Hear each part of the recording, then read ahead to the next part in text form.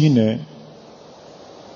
اگر کسی کی پیروی کرنی ہے تو ان کی پیروی کرو جو دنیا سے ایمان کی حالت میں چلے گئے، کیونکہ جو زندہ ہیں ان کی پیروی میں خطرہ موجود ہے، کیونکہ زندہ بندہ فتنے میں مبتلا ہو سکتا ہے۔ جو مرنے والا ہے وہ تو ایمان کی حالت میں چلا گیا ہے، تو جو مرنے والا ہے اس کی تعلیمات کی پیروی کرے۔ اور وہ کون لوگ ہیں؟ اولئک اصحاب محمد صلی اللہ علیہ وسلم۔ حضرت عبداللہ بن مسعود فرماتے ہیں کہ میں جن لوگوں کی طرف اشارہ کر رہا ہوں یہ وہ لوگ ہیں جو رسول اللہ صلی اللہ علیہ وسلم کے صحابہ ہیں۔ کانو افضل هذه الامہ، وہ اس امت کا افضل ترین طبقہ ہے، بلکہ پوری انسانیت میں حضرات انبیاء کرام کے بعد سب سے زیادہ فضیلت والا طبقہ وہ حضرات صحابہ کرام کا ہے۔ فرمایا ابرہا قلوبا، صحابہ کرام دلوں کے اچھے تھے، ابر نیک تھے، اچھے تھے، قلوباً دل کے اعتبار سے۔ ہم اردو میں نہیں کہتے فلاں بندہ دل کا اچھا ہے، بعض لوگ ظاہر میں وزاداری میں تصنعاً اچھے ہوتے ہیں، تصنع کرتے ہیں تو اچھے ہوتے ہیں، دل کے اچھے نہیں ہوتے۔ فرمایا صحابہ دل کے اچھے ہیں، وَأَعْمَقَهَا علماً، اور پوری امت میں علم کے اعتبار سے سب سے زیادہ عمیق تھے، یعنی عمیق علم والے، گہرے علم والے۔ وَأَقَلَّهَا تَكَلُّفًا، اور اس امت میں سب سے کم تکلف والے تھے، رہن سہن میں، کھانے پینے میں، بود و باش میں، لباس میں، معاشرت میں، ان تمام امور میں حضرات صحابہ کرام کم تکلف والے تھے۔ اختارہم اللہ لصحبت نبیہ صلی اللہ علیہ وسلم، اللہ تعالی نے ان کو اپنے نبی کی صحبت کے لیے چن لیا تھا۔ وَلِإِقَامَةِ دِينِهِ، اور نبی کی دین کو قائم کرنے کے لیے چن لیا تھا۔ نبی کی صحبت کے لیے ان کا چناؤ ہو چکا تھا، نبی کے دین کی اقامت کے لیے کہ دین کو قائم کرنا ہے، اپنے اوپر بھی قائم کرنا ہے، روئی زمین پر دین کو قائم کرنا ہے، اس کے لیے اللہ نے ان کا چناؤ کیا تھا۔ فَأَعْرِفُوا لَهُمْ فَضْلَهُمْ، تو تم لوگ صحابہ کرام کی فضیلت، ان کے مرتبے کو پہچان لو۔ وَاتَّبِعُوهُمْ عَلَىٰ آثَارِهِمْ، تم صحابہ کرام کی اتباع کرو ان کے نقش قدم پہ چلتے ہوئے، صحابہ کرام کے نقش قدم پہ چلتے ہوئے ان کی اتباع کرو۔ وَتَمَسَّكُوا بِمَا اسْتَطَعْتُم مِّنْ أَخْلَاقِهِمْ وَسِيَرِهِمْ، اور جتنا تم سے ہو سکتا ہے حضرات صحابہ کرام کے اخلاق کو تھام لو، ان کے طریقہ زندگی کو اپنا لو۔ فَإِنَّهُمْ كَانُوا عَلَى الْهُدَى الْمُسْتَقِيمِ، کیونکہ حضرات صحابہ کرام سیدھے راستے پر تھے یا سیدھی ترتیب پر تھے۔ حضرات صحابہ کرام کی پیروی کرو۔ حضرت عبداللہ بن مسعود رضی اللہ تعالی عنہ کا یہ قول حضرات صحابہ کرام کی فضیلت اور ان کی عظمت رتبی پر دلالت کرتا ہے۔ آج کے اس پرفتن دور میں جہاں بہت سارے مسائل کھڑے کر دیے گئے ہیں اور سیدھے سادے مسلمان پریشان ہیں کہ یا اللہ ہم جائیں تو کہاں جائیں، مانے تو کس کی بات مانے، اس دور میں سب سے بڑا فتنہ جو ہے وہ سلف بیزاری کا ہے۔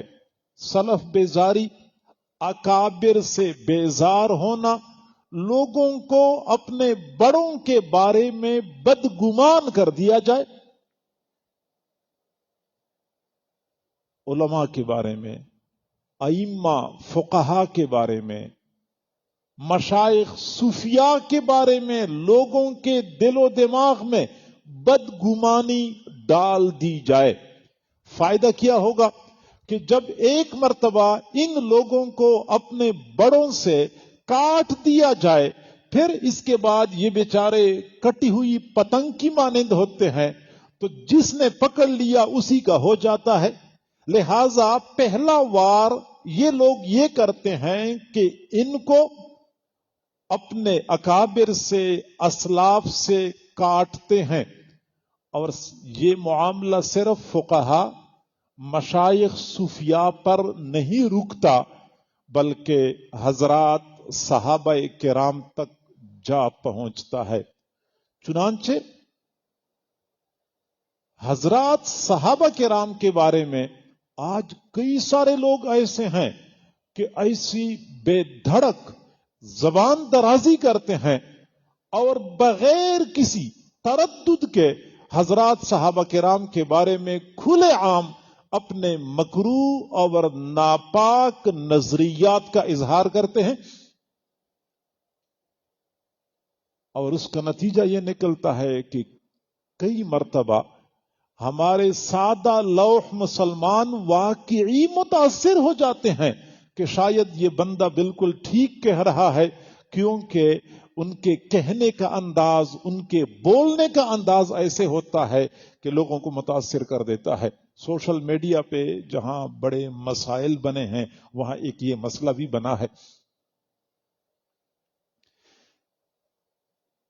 حضرات صحابہ کرام حضور صلی اللہ علیہ وسلم کے براہ راست شاگرد، آپ کے فیض یافتہ لوگوں کی ایک جماعت تھی، جس کے بارے میں نے بتا دیا کہ صرف اس امت میں نہیں بلکہ حضرات انبیاء کرام کے بعد پوری انسانیت میں افضل ترین طبقہ ہے، اور ان حضرات صحابہ کرام کے لیے سب سے بڑا اعزاز یہ ہے کہ فرمایا کہ اختارہم اللہ لصحبت نبیہ، اللہ تعالی نے صحابہ کرام کو اپنے نبی کی صحبت کے لیے چن لیا تھا۔ حضور صلی اللہ علیہ وسلم نے خود فرمایا، ان اللہ اختارنی واختار لی اصحابی، اللہ نے میرا چناؤ کیا ہے اور میرے لیے میرے صحابہ کو چن لیا ہے۔ یہ ایسا نہیں ہوا تھا کہ اس وقت کچھ لوگ ایسے تھے جو اپنی عقل، اپنے فہم کی بنیاد پہ حضور صلی اللہ علیہ وسلم پر ایمان لائے، اپنی ذہانت اور قابلیت کی وجہ سے نبی کے صحابہ بن گئے۔ ایسی بات نہیں ہے۔ ولی اپنی محنت اور اپنی ریاضت کی بنیاد پہ بن سکتا ہے، عالم اپنی قابلیت کی بنیاد پہ بن سکتا ہے، مفتی اپنی ذہانت اور استطاعت کی بنیاد پہ بن سکتا ہے۔ صحابی کا صحابی ہونا قابلیت کا نتیجہ نہیں ہوتا، ان کی محنت اور ذہانت اور استطاعت کا نتیجہ نہیں ہوتا، بلکہ یہ اللہ کے چناؤ کا نتیجہ ہوا کرتا تھا۔ یہ خود بخود اکٹھے نہیں ہوئے تھے، اپنی ذہانت اور قابلیت کی بنیاد پہ اکٹھے نہیں ہوئے تھے، اللہ نے ان کا چناؤ کیا تھا۔ اللہ رب العزت نے روئے زمین پر نظر ڈالی اور زمین کے مختلف قطعات میں جہاں کہیں قیمتی ہیرا نظر آیا تو اس ہیرے کو اٹھایا اور اپنے محبوب کی جھولی میں ڈال دیا۔ چنانچہ اللہ تعالیٰ نے فارس پہ نظر ڈالی تو فارس میں سلمان فارسی نظر آئے، فارس سے اٹھا کے مدینہ منورہ میں اپنے محبوب کے قدموں میں پہنچا دیا. اگر روم پہ نظر ڈالی تو حضرت صہیب رومی نظر آئے، ان کو روم سے اٹھایا اور اپنے محبوب کے غلاموں میں شامل کر دیا. حبشہ پہ نظر ڈالی تو حضرت بلال نظر آئے، تو بلال کو حبشہ سے اٹھا کے محبوب کی جھولی میں ڈال دیا. یمن پہ نظر ڈالی تو حضرت ابو ہریرہ، حضرت ابو موسیٰ اشعری نظر آئے، ان کو وہاں سے اٹھا کے محبوب کی جماعت میں شامل کر دیا. یہ چنے ہوئے لوگوں کی جماعت تھی. اور یہ جو اعزاز ہے یہ 1000 سوالات 1000 اعتراضات کا جواب بن سکتا ہے.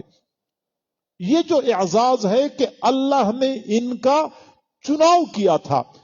قریب کے زمانے میں علامہ ڈاکٹر خالد محمود صاحب رحمہ اللہ کمال کے محقق تھے اور کمال کے جوابات دیا کرتے تھے. وہ فرماتے ہیں کہ ایک بندے نے مجھے کہا کہ حضرت امیر معاویہ رضی اللہ عنہ کے بارے میں میرے دل میں ایک سوال ہے، ایک اعتراض ہے. میں نے کہا ٹھیک ہے، آپ کے دل میں اعتراض ہوگا، لیکن وہ حضور کے صحابی ہیں. کہنے لگے ویسے تو میرے دل میں تقریباً 10 کے قریب اعتراضات ہیں. میں نے کہا ٹھیک ہے ہوں گے، لیکن وہ حضور کے صحابی ہیں. پھر کہنے لگے اگر صحیح تحقیق کر لینا تو 50 تک سوالات پہنچ جاتے ہیں. میں نے کہا 50 سوالات ہوں گے لیکن وہ حضور کے صحابی ہیں. بس ہر سوال کا ایک جواب کہ وہ حضور کے صحابی ہیں. اب میں ذرا اس کی تفصیل عرض کروں کہ یہ جو مراتب ہوتے ہیں، بعض مراتب ارتقائی ہوتے ہیں، بعض مراتب عطائی ہوتے ہیں. ایک طالب علم اولا پڑھتا ہے، پھر ثانیہ پڑھتا ہے، پھر ثالثہ پڑھتا ہے، پھر رابعہ پڑھتا ہے، پھر 8 سالوں کے بعد دور حدیث تک پہنچتا ہے. یہ جو عالم بنا یہ ارتقائی طریقے سے بنا ہے، تدریجی طریقے سے بنا ہے، درجہ بدرجہ بنا ہے. یہ ارتقائی منصب ہے. اور کچھ مناصب عطائی ہوتے ہیں. عطائی کا معنی یہ ہے کہ ایک بندے پر اللہ نے فضل فرمایا، بغیر کسی استاد کے سامنے بیٹھے، بغیر امتحان دیے، بغیر کتابیں پڑھے، ویسے علم مل گیا. اور جب ویسے علم مل گیا، اب آپ توجہ کریں کہ جس نے درجہ بدرجہ پڑھا ہے تو آپ کہہ سکتے ہیں کہ یہ تو وہی طالب علم ہے جو ثانیہ میں فیل ہوا تھا اور آج بڑا علامہ فہامہ بنا پھرتا ہے. اور اس کو تو ایک مرتبہ استاد نے درسگاہ سے بھی نکال دیا تھا، اتنا نالائق تھا، یہ اب بڑا علامہ فہامہ بنا پھرتا ہے. چونکہ یہ تدریجی مسئلہ ہے، یہ سوال کیا جا سکتا ہے، یہ اعتراض ہو سکتا ہے. لیکن جو نہ اولا میں پڑھا ہے، نہ ثانیہ میں پڑھا ہے، نہ رابعہ میں پڑھا، اللہ نے ویسی ہی ان کو علم عطا کر دیا. آپ کہتے بڑا نالائق تھا، بھائی کہیں گے جو بھی تھا اللہ کی طرف سے عطائی علم مل چکا ہے. آپ کہیں گے بالکل کند ذہن تھا. ہم کہیں گے بھائی جو بھی ہے اللہ کی عطا ہے، اللہ نے ان کو دیا ہے تو دیا ہے بس. اب نہ نالائکی درمیان میں قادح ہے، نہ اس کا شریر تباہ ہونا درمیان میں قادح ہے، نہ غیر حاضری کرنا اس میں قادح بنتا ہے، کیونکہ اللہ کی عطا ہے.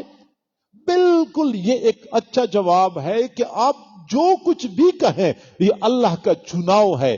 اور جب اللہ نے چن لیا ہے، بھائی سلیکٹڈ کا تو بڑی خیال رکھا جاتا ہے، بڑا لحاظ رکھا جاتا ہے، بڑا لحاظ کیا جاتا ہے. اللہ کا چناؤ ہے، اللہ کی چنے ہوئے بندے ہیں. جب چنے ہوئے ہیں تو یہ غلطی بالفرض اگر کوئی غلطی ہو چکی ہے، پھر بھی یہ غلطیاں ان کے مرتبے میں قادح نہیں بن سکتی، کیونکہ ان کے یہ مراتب ارتقائی نہیں تھے بلکہ یہ عطائی تھے.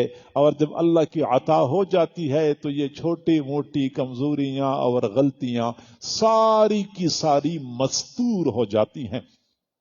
اور آپ اندازہ لگائیں کہ آج ایک ولی کی صحبت میں بندہ چند دن گزارتا ہے، اس کو کیا مقام اور مرتبہ ملتا ہے. اولیاء کی صحبت کے بارے میں جو فضائل ہیں، جو اس کے اچھے نتائج ہوتے ہیں، آپ نے بارہا سنے ہوں گے. تو اگر ولی کی صحبت میں اتنی تأثیر ہے تو ایک نبی کی صحبت کی تأثیر کس قدر شدید ہوگی ہم اس کا اندازہ نہیں کر سکتے. اور یہی وجہ ہے کہ ہم یہ کہتے ہیں کہ حضور صلی اللہ علیہ وسلم کی صحبت میں اگر کسی نے 10 سال گزارے تو حضور نے ان کو دنیا والوں کے لیے پیشوا بنایا ہے. اگر کسی نے 5 سال گزارے تو حضور نے ان کو بھی رہبر اور رہنما بنایا. اگر کسی نے 1 سال گزارا حضور نے ان کو بھی دنیا والوں کے لیے امام بنایا ہے. اور اگر کسی نے حضور کی صحبت میں 1 لمحہ گزارا ہے حضور نے ان کو بھی آسمان ہدایت کا چمکتا ہوا ستارہ بنا کے چھوڑا ہے. اصحابی کالنجوم فبأیہم اقتدیتم اہتدیتم. تو میرے محبوب کے براہ راست صحبت یافتہ. اب اگر کوئی بندہ ان شاگردوں کے بارے میں کوئی تنقید کرتا ہے وہ حقیقت میں رسول اللہ کی تربیت پر تنقید کرتا ہے کہ رسول اللہ ان کی ٹھیک طرح تربیت نہیں کر سکے تھے اور ان میں یہ نقص یہ کمی باقی رہ گئی تھی. تو یقیناً صحابی پر تنقید حقیقت میں رسول اللہ پر تنقید ہے. یہی تو وجہ ہے کہ حضور نے فرمایا فمن احبہم فبحبی احبہم ومن ابغضہم فببغضی ابغضہم. جو میرے صحابہ سے بغض رکھتا ہے حقیقت میں اس کے دل میں میرا بغض ہے اس لیے میرے صحابہ سے بغض رکھتا. تو صحابہ کرام کے لیے بہت بڑا اعزاز ہے کہ وہ رسول اللہ صلی اللہ علیہ وسلم کے براہ راست فیض یافتہ تھے اور رسول اللہ کی صحبت کے لیے اللہ نے ان کو چن لیا تھا. حضرات صحابہ کرام کے بارے میں عام طور پہ 2-3 سوالات ہر وقت لوگ کرتے رہتے ہیں. سب سے پہلی بات تو یہ کرتے ہیں کہ حضرات صحابہ کرام کے آپس میں جو اختلافات تھے یا ناراضگیاں تھیں ان کی ہم کیا توجیہ کر سکتے ہیں. جو ناراضگیاں صحابہ کرام کے درمیان تھیں ہم ان کی کیا توجیہ کر سکتے ہیں. تو ہم جواب دیتے ہیں کہ یقیناً اختلاف مذموم اور ناپسندیدہ ہے لیکن اس وقت جب ذاتی اغراض اور نفسانی خواہشات کے لیے ہو، ذاتی اغراض کے لیے ہو، نفسانی خواہشات کے لیے ہو وہ اختلاف مذموم ہوتا ہے. اور اگر اختلاف اللہ کے لیے ہو، اجتہادی اختلاف اسے کہتے ہیں، تو یقیناً اجتہادی اختلاف فریقین کے لیے باعث اجر ہوتا ہے، دونوں فریقوں کے لیے باعث اجر ہوتا ہے. حضور صلی اللہ علیہ وسلم نے فرمایا ایک آدمی اجتہاد کرتا ہے پھر مجتہد اگر صحیح اجتہاد کر لے تو دوہرا اجر ملتا ہے، اگر وہ اجتہاد میں غلطی بھی کر لے پھر بھی اس کو ایک نیکی ملتی ہے. تو حضرات صحابہ کرام اجتہاد کے درجے پر فائز تھے اور ان کا یہ اختلاف اجتہادی اختلاف تھا. لہذا ہمارا یہ نقطہ نظر ہے کہ فریقین دونوں مأجور تھے، دونوں کو اللہ کی طرف سے اجر ملا. اور اگر خدا نخواستہ ان اختلافات کے نتیجے میں کسی بندے کی جان گئی ہے ہم فریقین میں سے دونوں طرف کے مقتولین کو شہید قرار دیتے ہیں اور ہمارا یہ عقیدہ ہے کہ قیامت کے دن یہ شہداء کی صف میں کھڑے ہوں گے. دوسری بات یہ ہے کہ ان کے باہمی اختلافات تھے، ہمیں حق نہیں پہنچتا کہ ہم ان میں سے کسی ایک فریق کی شان میں گستاخی کر لیں کہ ان کی غلطی تھی ان کو ایسا نہیں کرنا چاہیے، ہمیں حق نہیں پہنچتا. قرآن پاک میں اللہ تعالیٰ نے حضرت موسیٰ علیہ السلام اور حضرت ہارون علیہ السلام کا واقعہ بیان فرمایا ہے کہ حضرت ہارون علیہ السلام سے کسی بات پہ حضرت موسیٰ علیہ السلام ناراض ہو گئے تو حضرت موسیٰ علیہ السلام کی طبیعت میں جلال تھا، تو جلال میں آ کے حضرت ہارون علیہ السلام کے سر کے بالوں کو پکڑا ایک ہاتھ سے، دوسرے ہاتھ سے داڑھی کو پکڑا، دونوں ہاتھوں سے بال پکڑ لیے، سر کے بال بھی اور داڑھی کے بال بھی۔ حضرت ہارون علیہ السلام فرماتے ہیں یبن امی لا تأخذ بلحیتی ولا برأسی، آپ تو میرے اپنے بھائی ہیں، میری ماں کے بیٹے ہیں، آپ کیا کر رہے ہیں؟ میرے سر کے بال بھی پکڑے ہوئے ہیں، میری داڑھی بھی پکڑی ہوئی ہے، مجھے نہ پکڑے، مجھے چھوڑ دے۔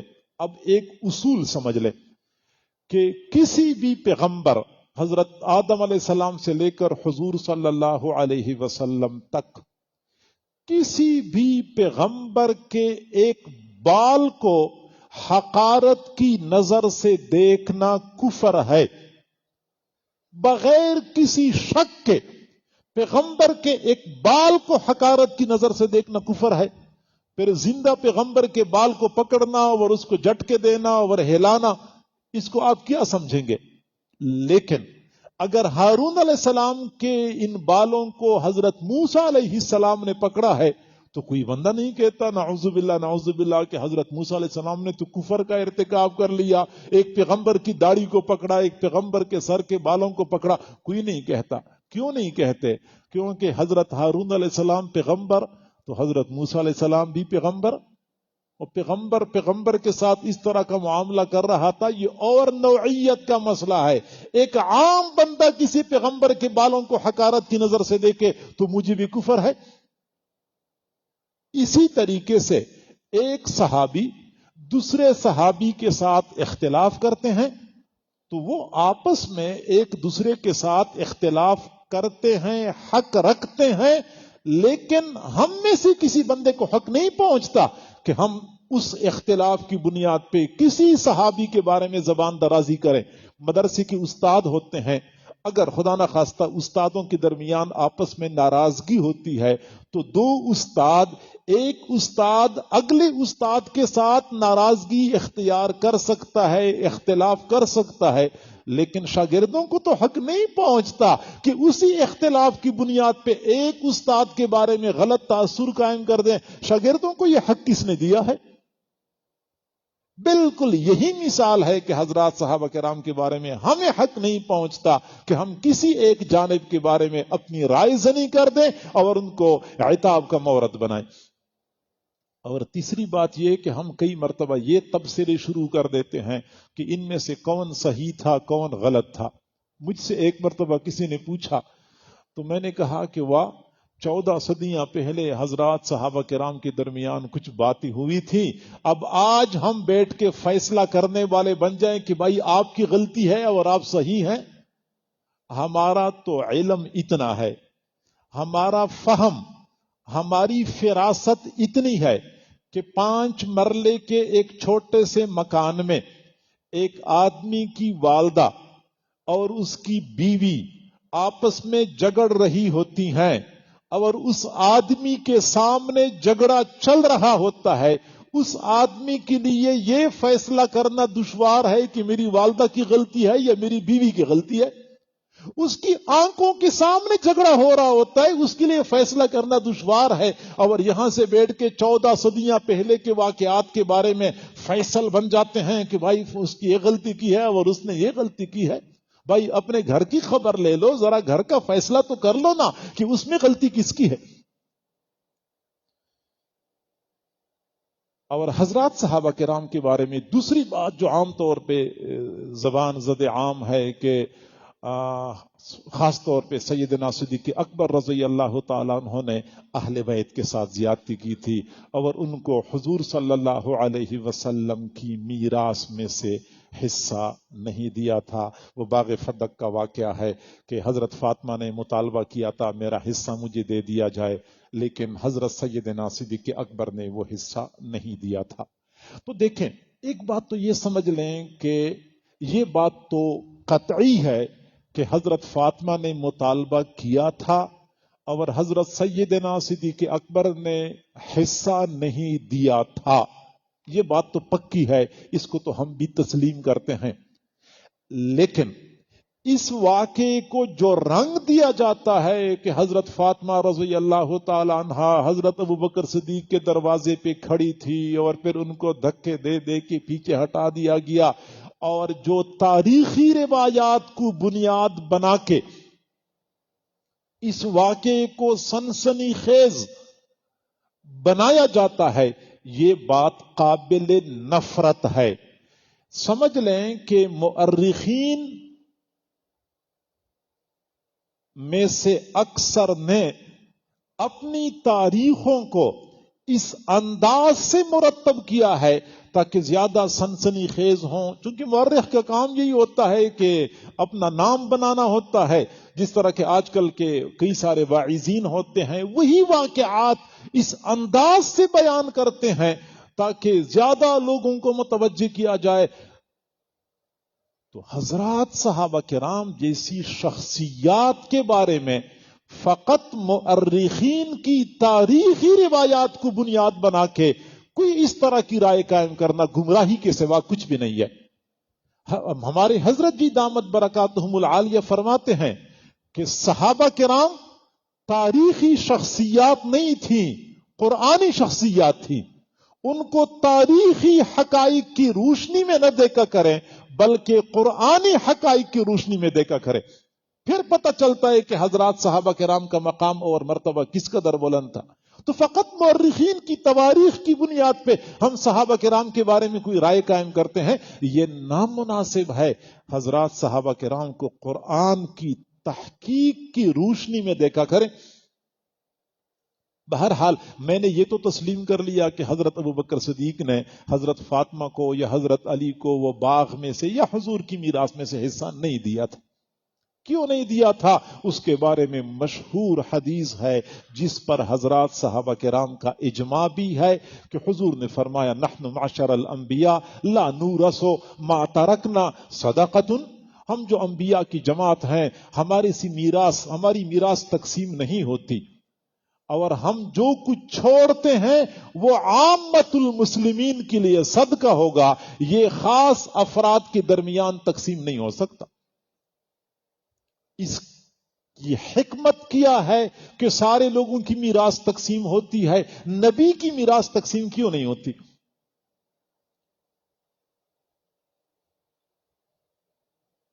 یہ ایک الگ عنوان ہے، لیکن اتنی بات ہے کہ سیدنا صدیق اکبر رضی اللہ تعالی عنہ نے حضرت فاطمہ رضی اللہ عنہا کو حصہ نہیں دیا تھا، اور حضرت فاطمہ نے پھر بعد میں مطالبہ بھی نہیں کیا۔ جب ان کے سامنے وہ حدیث آئی جو حضرت ابوبکر صدیق نے پیش کی تھی کہ یہ حدیث میرے سامنے ہے، فرمایا یہ لکھا ہوا ہے، حضرت شاہ ولی اللہ رحمۃ اللہ علیہ نے بھی نقل کیا ہوا ہے، علامہ ابن کثیر رحمہ اللہ نے بھی نقل کیا ہے کہ حضرت سیدنا صدیق اکبر رضی اللہ عنہ باقاعدہ حضرت فاطمہ کے گھر میں تشریف لے گئے اور یہ فرمایا کہ فاطمہ آپ رسول اللہ کی بیٹی، آپ مجھ سے ناراض ہوں تو میری زندگی کیا زندگی ہے، میرے پاس رسول اللہ کی یہ حدیث موجود ہے، اگر آپ کے پاس کوئی اور حدیث موجود ہو تو فَأَنْتِ صَادِقَةُ الْمُصَدَّقَةُ، آپ صادقہ بھی ہیں اور آپ کی بات تسلیم کی جائے گی، آپ کوئی حدیث پیش کر لیں میں میراث میں حصہ دے دوں گا۔ حضرت فاطمہ رضی اللہ عنہا نے تسلیم کر لیا کہ آپ جو حدیث پیش کر رہے ہیں یہی حدیث ٹھیک ہے کہ حضرات انبیاء کرام کی میراث تقسیم نہیں ہوتی، اور اسی بات پر وہ مطمئن ہو گئی تھی۔ بہرحال تفصیل تو اس وقت بیان نہیں کی جا سکتی، لیکن اتنی سی بات ہے کہ حضرت سیدنا صدیق اکبر نے حصہ نہیں دیا تھا اور اس کے پیچھے وہ حدیث موجود تھی۔ اچھا، ایک عالم نے لکھا ہے کہ میرے پاس اس طرح ایک نوجوان آیا اور اس نوجوان نے یہی بات کر لی کہ مجھے حضرات صحابہ کرام سے اس لیے ناراضگی ہے کہ انہوں نے اہل بیت کے ساتھ ظلم کیا، زیادتی کی اور ان کو ان کا حق نہیں دیا۔ میں نے پوچھا کس نے حق؟ وہ عالم کہتے ہیں کہ میں نے پوچھا کہ حق کس نے نہیں دیا؟ اس نے کہا کہ حضرت ابوبکر صدیق نے نہیں دیا، اہل بیت کو ان کا حق نہیں دیا۔ تو میں نے ان سے کہا کہ آپ یہ بتائیں کہ حضور صلی اللہ علیہ وسلم کے بعد پہلا خلیفہ کون ہے؟ اس نے کہا حضرت علی ہیں۔ ظاہری بات ہے کہ ان کا تو یہی عقیدہ ہے کہ خلیفہ بلا فصل حضرت علی ہیں. تو میں نے کہا کہ جو وقت کا خلیفہ ہوتا ہے ان کی ذمہ داری ہوتی ہے کہ لوگوں کو ان کے حقوق دلوائے. اب اگر حضرت علی خلیفہ ہیں تو حضرت علی کی ذمہ داری بنتی ہے کہ وہ حضرت فاطمہ کو حقوق دلوا دیتے. جب وہ خلیفہ ہیں تو خلیفہ کی ذمہ داری بنتی ہے. تو اس نے کہا ہاں بات تو آپ کی ٹھیک ہے، لیکن حضرت علی سے تو خلافت اس وقت غصب کی گئی تھی، اس لیے وہ حق نہ دلوا سکے. تو میں نے کہا اچھا یہ تو آپ نے دو مسئلے بنا دیے. ایک تو یہ کہ آپ حضرت علی کو مشکل کشا مانتے ہیں، تو ایک تو حضرت فاطمہ کو حق نہ دلوا سکے، دوسرا ان کی اپنی خلافت غصب ہو گئی تھی وہ بھی نہ لے سکے. یہ تو پھر دو مسئلے بن گئے. پھر میں نے کہا اچھا آپ یہ بتائیں کہ جب حضرت عثمان کی شہادت ہوئی، بعد میں حضرت علی خلیفہ بنے، تو اس وقت حضرت علی نے اہل بیت کو میراث کا وہ حصہ کیوں نہیں دیا تھا؟ آج تک وہی باغ یا وہ سرزمین سعودی حکومت کے تصرف میں ہے اور اہل بیت کو حصہ نہیں ملا. حضرت علی نے اپنی خلافت میں حصہ کیوں نہیں دیا تھا؟ تب اس نے جواب دیا کہ اہل بیت کا یہ طریقہ ہے کہ جب ان سے کوئی چیز ایک مرتبہ غصب کر لی جاتی ہے، دوبارہ کوئی دے بھی پھر بھی نہیں لیتے. میں نے کہا اچھا جب حضرت علی سے خلافت غصب کر لی گئی تھی پھر دوبارہ خلافت کیوں لی؟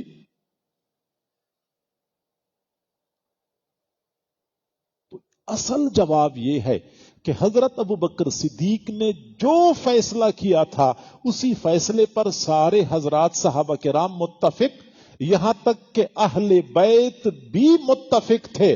یہی تو وجہ ہے کہ حضرت علی نے اپنی خلافت میں بھی وہ باغ نہیں دلوایا، باغ میں سے حصہ نہیں دلوایا.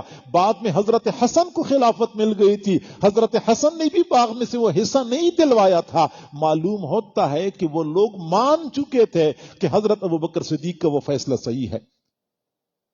حضرات صحابہ کرام کو اللہ رب العزت نے حضور صلی اللہ علیہ وسلم کی صحبت کے لیے چن لیا تھا، اور ہمیں چاہیے کہ ہم حضرات صحابہ کرام کو قرآن کے اوراق میں تلاش کریں، ان کا مرتبہ تلاش کریں اور ان کی عظمت کو تلاش کریں. حضرات صحابہ کرام کو حضور صلی اللہ علیہ وسلم کے ساتھ اور دوسرے انبیاء کرام کے ساتھ جو کامل نسبت حاصل تھی وہ قرآن پاک سے معلوم ہوتی ہے. میں چند آیات صرف تلاوت کرتا ہوں، ترجمہ بھی نہیں کروں گا چونکہ ٹائم بالکل اوپر ہو چکا ہے. صرف آیات تلاوت کروں گا کہ حضرت ابراہیم علیہ السلام کا تذکرہ قرآن میں جس انداز میں ہو چکا ہے، حضور کے صحابہ کا تذکرہ بھی اسی انداز میں ہو چکا ہے. چنانچہ حضرت ابراہیم علیہ السلام کے بارے میں قرآن کہتا ہے وَلَقَدِ اصْطَفَيْنَاهُ فِي الدُّنْيَا. صحابہ کرام کے بارے میں قرآن کہتا ہے ثم اورثنا الکتاب الذین اصطفینا من عبادنا. حضرت ابراہیم علیہ السلام کے بارے میں قرآن کہتا ہے شاکرا لانعمہ اجتباہ. صحابہ کے بارے میں قرآن کہتا ہے هو اجتباکم. حضرت ابراہیم علیہ السلام کے بارے میں قرآن کہتا ہے وہداہ الی صراط مستقیم. اور امت کے بارے میں صحابہ کے بارے میں قرآن کہتا ہے وَإِنَّ اللَّهَ لَهَادِ الَّذِينَ آمَنُوا. ابراہیم علیہ السلام کے بارے میں قرآن کہتا ہے سلام علی ابراہیم. صحابہ کرام کے بارے میں قرآن کہتا ہے سلام علی عبادہ الذین اصطفیٰ. ابراہیم علیہ السلام کا تذکرہ قرآن میں ہے، فرماتے ہیں وَتُبْ عَلَيْنَا. صحابہ کرام کا تذکرہ قرآن میں ہے وَيَتُوبُ اللَّهُ عَلَى الْمُؤْمِنِينَ وَالْمُؤْمِنَاتِ. ابراہیم علیہ السلام کا تذکرہ قرآن میں ہے، فرماتے ہیں ربنا تقبل منا. صحابہ کرام کا تذکرہ قرآن میں ہے اولئک الذین نتقبل منہم احسن ما عملوا. حضرت موسیٰ علیہ السلام کا تذکرہ قرآن میں ہے، فرمایا رب اشرح لی صدری. اور صحابہ کرام کا تذکرہ قرآن میں ہے افمن شرح اللہ صدرہ للاسلام. حضرت موسیٰ علیہ السلام کا تذکرہ قرآن میں ہے وَيَسِّرْ لِي أَمْرِي. اور صحابہ کرام کا تذکرہ قرآن میں ہے يُرِيدُ اللَّهُ بِكُمُ الْيُسْرَ. حضرت موسیٰ علیہ السلام کا تذکرہ قرآن میں ہے وَلَقَدْ مَنَنَّا عَلَى مُوسَى وَهَارُونَ.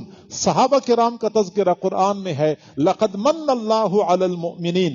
حضرت موسیٰ علیہ السلام کا تذکرہ قرآن میں ہے ان معی ربی سیہدین، اور صحابہ کرام کا تذکرہ قرآن میں ہے ان اللہ مع الذین اتقوا، اور حضرت موسیٰ علیہ السلام کا تذکرہ لا تخف انک انت الاعلی، صحابہ کرام کا تذکرہ لا تحزنوا وانتم الاعلون، اور حضرت موسیٰ علیہ السلام کا تذکرہ قرآن میں ہے انک من الآمنین، اور صحابہ کرام کا تذکرہ قرآن میں ہے اولئک لہم الامن، حضور صلی اللہ علیہ وسلم کا تذکرہ قرآن میں ہے ما کان علی النبی من حرج، صحابہ کرام کے بارے میں فرمایا ما جعل اللہ علیکم فی الدین من حرج، حضور کے بارے میں فرمایا لیغفر لک اللہ ما تقدم، صحابہ کے بارے میں فرمایا ویغفر لکم ذنوبکم، حضور کے بارے میں فرمایا ویتم نعمتہ علیکم، صحابہ کرام کے بارے میں فرمایا واتممت علیکم نعمتی، حضور کے بارے میں فرمایا